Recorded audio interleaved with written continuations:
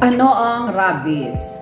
Ito po ay sakit na sanhi ng virus na isasali sa tao mula po sa pagdila, pagkalmot o pagkagat ng inyong alagang aso o pusa. So ito po ay nakamamatay kung hindi aagapan agad. Ano ang mga sintomas ng rabies?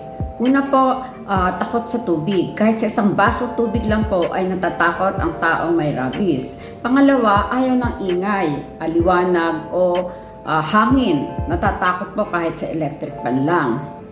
At nilalagnat o sumasakit ang ulo na tumatagal ng 2 hanggang 4 na araw at ito po ay nababalisa, galit o depress. So ano ang dapat natin gawin kapag kayo po ay nakagat ng inyong alagang hayop?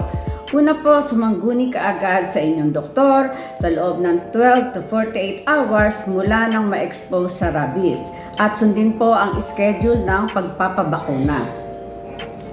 Ano yung mga tamang paraan para sa inyong kaligtasan kapag kayo ay nakagat ng inyong alagang aso o pusa?